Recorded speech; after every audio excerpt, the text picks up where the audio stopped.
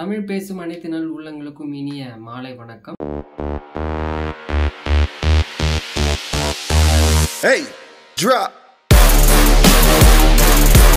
இன்னைக்கு நம்ம இந்த வீடியோவில் பார்க்க போகிறது என்ன அப்படின்னா, இந்திய அணியும் வெஸ்ட் இண்டீஸ் அணியும் செகண்ட் டெஸ்ட் வந்து மோதினாங்க. அந்த செகண்ட் டெஸ்ட்டில் ஃபாலோ ஆன தவிர்த்து ஒரு கணிசமான ரன் வந்து வெஸ்ட் இண்டீஸ் வந்து அடிச்சிருந்தாங்க. ஓகே, ஃபாலோ ஆன தவிர்த்து ஷாய் ஹோப் கேம்பல் 100 அடிச்சிருந்தாங்க. ஓகேவா, அதுக்கு அப்பாற்பட்டு ஒரு டீசெண்டான ஸ்கோர் ட்ரிபிள் டிஜிட்டில் வந்து அடித்தாங்க. மேபி ஒரு 200+ மார்ஜின் இருந்தால் கண்டிப்பாக அந்த 4th and 5th டேயில் ரொம்ப ஸ்பின்னருக்கு அசிஸ்டன்ஸ் இருந்திருக்கும். கொஞ்சம் மைனூட்டாக வெஸ்ட் இண்டீஸ் கொஞ்சம் தடுமாறிட்டாங்க அப்படின்னு நான் எதிர்பார்க்குறேன். இன்னும் ஒரு 80-90 ரன் அடிச்சிருந்தால் கண்டிப்பாக இந்தியாவுக்கு டஃப் இருந்திருக்கும். ஏன்னா நல்ல டேர்ன் ஆகும். பவுன்ஸு கொஞ்சம் லோவாக தான் நிறைய பார்த்துருக்கோம், பேசர்ஸுக்கும் சரி ஸ்பின்னர்ஸுக்கும் சரி. ஓகே, ஃபஸ்ட்டு டெஸ்ட்டை விட ஒன் சைடாக போகாமல் செகண்ட் டெஸ்ட்டு கொஞ்சம் மேபி ஃபைட் பண்ணாங்க அப்படிங்கிறத சொல்லலாம். ஒரு காலத்தில் back to back world cup அடித்த டீம், T20 வேர்ல்டு கப் இப்போ 2016 அதுக்குள்ளே அடித்த செம்மையான ஒரு டீம் இப்போ எப்படி இருக்காங்க அப்படிங்கிறது உங்களுக்கு தெரியும். இதற்கான காரணம் எல்லாமே வந்து பார்த்திங்க அப்படின்னா, வெஸ்ட் இண்டீஸ் கிரிக்கெட் போர்டில் ரொம்ப பெரிய அளவில் இல்லைங்க.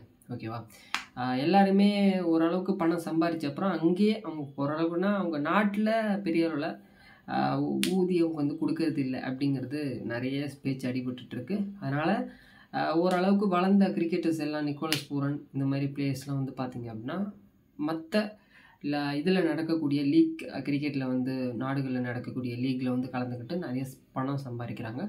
நாட்டுக்காக ஆடுறத ரொம்ப கஷ்டப்படுறாங்க. ஏன்னா இப்போ வேர்ல்டு கப்லேயே அவங்க குவாலிஃபை ஆகலை அப்படிங்கிற மாதிரி ஓடியிலையும் சரி T20 நிறைய முறை வந்து நடந்துக்கிட்டே இருக்குது. ஐ திங்க் வந்து டெஸ்ட்டிலலாம் அவங்க எப்படி ஆடுறாங்கன்னே தெரியல. ஓகேவா, கிட்டத்தட்ட 2002க்கு அப்புறம் தான் ஒரு வெஸ்ட் இண்டீஸ் பேட்டர்ஸ் வந்து 100 அடிச்சிருக்காங்க அப்படிங்கிற ரெக்கார்டு வந்து இந்தியாவில் இருக்குது. இதெல்லாம் நீங்கள் பார்த்துருந்தீங்கன்னா ரொம்ப ஷாக் ஆகிருவீங்க. மேபி வந்து இன்னும் ஒரு ஃபியூ ரன்ஸு தான் இருக்குது. ஓகேவா, ரொம்ப பெரிய ரன் இல்லை. சாய் சுதர்ஷன், KL ராகுல் மேபி 1 or 2 விக்கெட்ஸ் விழலாம்.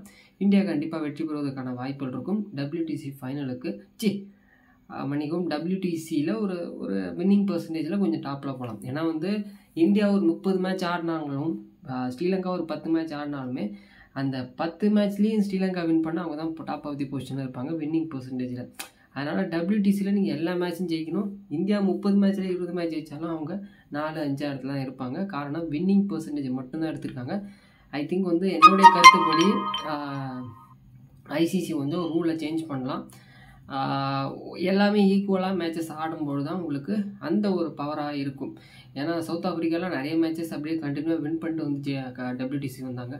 பட் ஆனால் இந்தியா மற்ற கண்ட்ரீஸ்லாம் வந்து பார்த்திங்க அப்படின்னா அவ்வளோ கஷ்டப்பட்டு நிறைய வின் பண்ணாலுமே ட்ரா ஆகி ஒரு சில வின்னிங் பர்சன்டேஜ் கம்மியாகிறதுனால அவங்களால ஃபைனலுக்கு வந்து போக முடியல.